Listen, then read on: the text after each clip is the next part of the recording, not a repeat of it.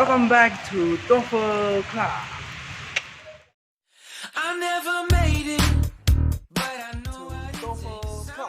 Tiga ke Taiwan. Appreciate my standing, go out of this world and ride on. Hari ini kita akan melanjutkan pembahasan kita mengenai TOEFL, khususnya Structure and Written Expression, section kedua.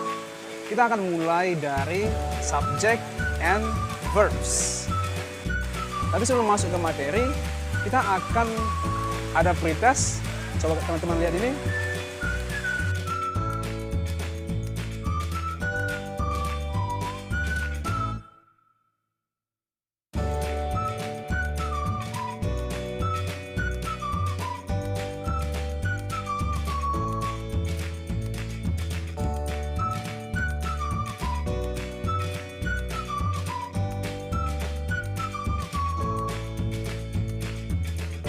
Itu adalah pretest sebelum kita masuk ke materi yang sebenarnya.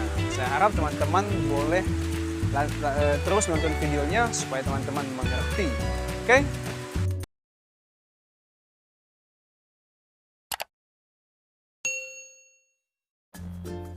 Oke, langsung saja kita akan membahas strategi 1. Sentences should have subjects and verbs. Jadi setiap kalimat dalam TOEFL itu harus ada subjek dan verbsnya. Tugas utama kita dalam TOEFL adalah menentukan subjek dan verb. Oke, kita lihat langsung di contoh yang pertama. Blank is taking a trip to New York. Kira-kira di sini jawabannya apa? Yang hilang di sini adalah subjeknya. Jadi A, B, C, D. Coba kita lihat they tidak bisa dipasang karena they itu untuk plural, sementara di sini adalah singular. Kalau when itu bukan noun atau pronoun, when itu adalah conjunction, tidak bisa untuk subjek. The woman, mungkin ya, kita coba dulu delta di her. Her itu possession, kepunyaan, jadi tidak bisa untuk subjek. So the best answer here is C, the woman. The woman is taking a trip to New York. Subjeknya the woman, verbnya is taking. Oke, untuk selanjutnya mungkin teman-teman ada yang belum mengerti apa itu subjek, apa itu verbs. Kita akan bahas secara lengkap dan detail. Di sini kita lihat subjek. Yang pertama kita bahas adalah subject. Subject is what the sentence is about, the topic of the sentence. Bisa dikatakan subjek itu tentang apakah kalimat itu, ataupun sering dikatakan pelaku. Kita lihat di sini, subject can be a noun or a pronoun. Jadi apa-apa saja yang bisa ditaruh di subjek adalah noun atau pronoun. Contoh noun.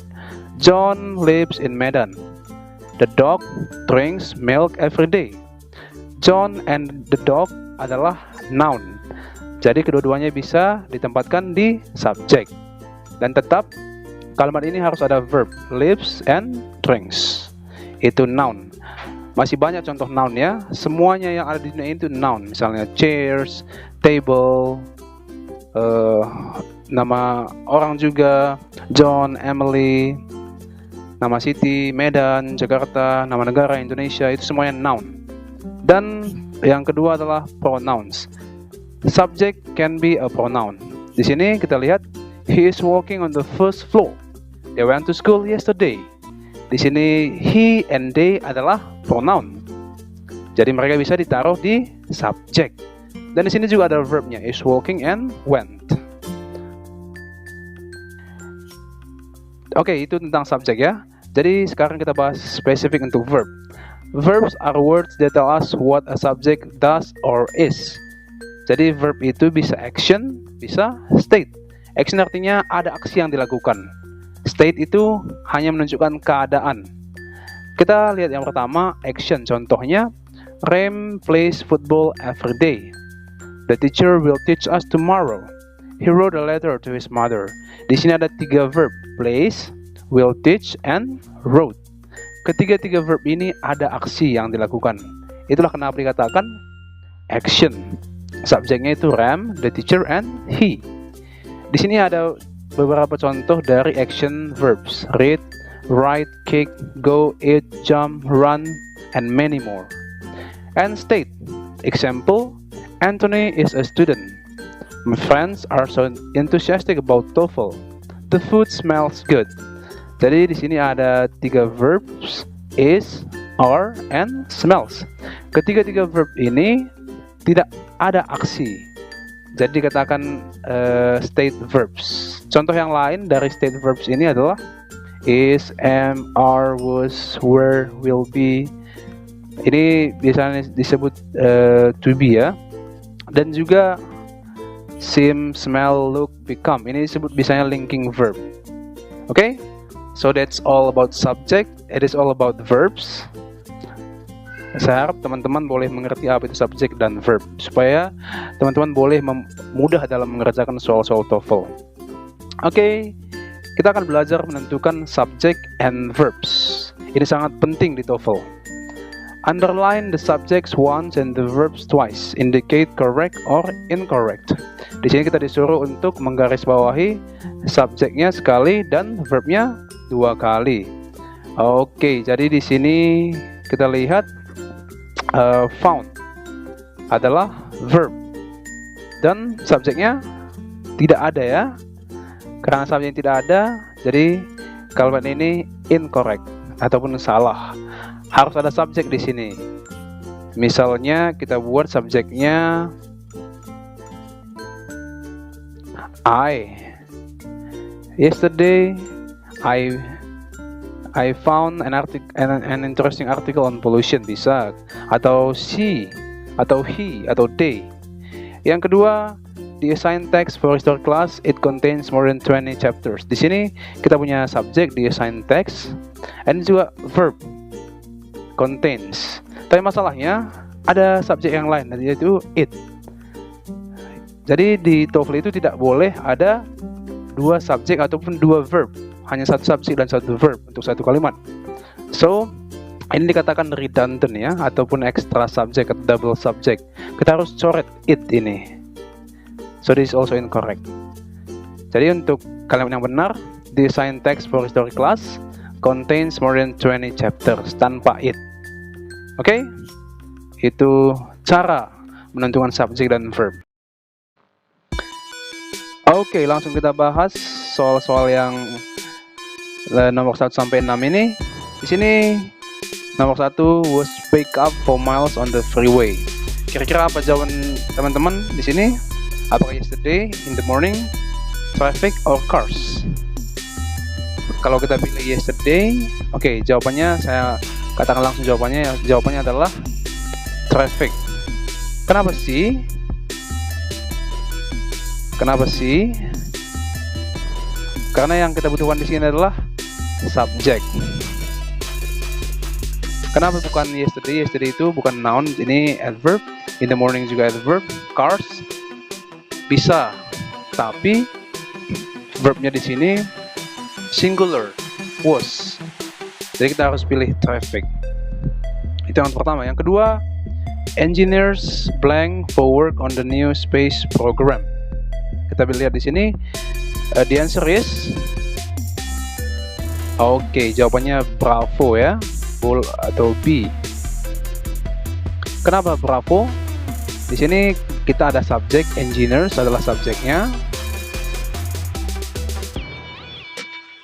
Verbnya are needed. Nah, inilah yang kita butuhkan di sini ya. Necessary itu adalah adjective, tidak bisa jadi verb tanpa to be. Hopefully bukan juga tidak bisa jadi verb. Next month juga tidak bisa jadi verb. Itu adalah adverb. Oke, kita lanjut ke soal nomor 3. Ini soal nomor 3. The boy blank going to the movies with a friend. Di sini kita tentukan terlebih dahulu, adakah subjeknya? Oke, subjeknya itulah the boy. Subjeknya itu the boy. Dan kita cari apakah ada verbnya? Going to the movies with a friend. Oke, di sini yang kita butuhkan adalah delta ya, will be going.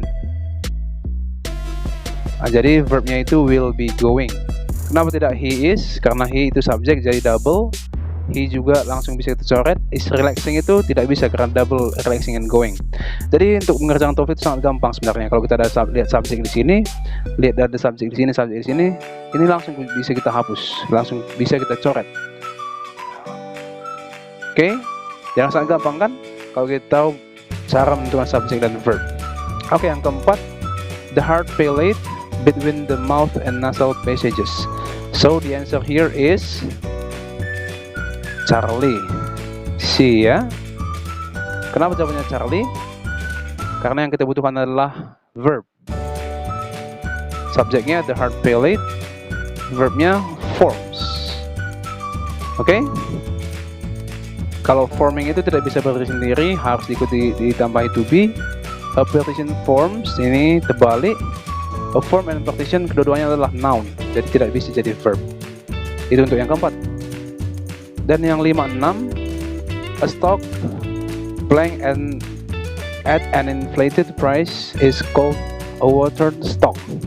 Di sini jawabannya adalah a stock issued. Kenapa jawabannya bravo? Karena kita udah ada subjek di sini, subjek, dan kita juga udah ada verb di sini. Jadi nggak selamanya subjek sama verb itu harus berdekatan. Oke, jadi jawabannya adalah bravo. Ini akan kita bahas selanjutnya. Ini pelajaran tentang past participle. Jadi itu untuk nomor 5. Dan yang nomor 6, the tea plants are small and white. The answer here is delta. Jadi kenapa delta? Di sini yang kita butuhkan adalah subjeknya. Subjek. So the flowers adalah subjeknya di sini. Bukan plant, walaupun dia dekat dengan the verb. Di sini verbnya adalah are. Walaupun dekat dengan plant, dekat dengan verb, itu bukan subjeknya. Jadi kita harus lihat the flowersnya. Jadi of the tea plant itu disebut prepositional phrase. Saya akan mengajarkan prepositional phrase untuk video selanjutnya.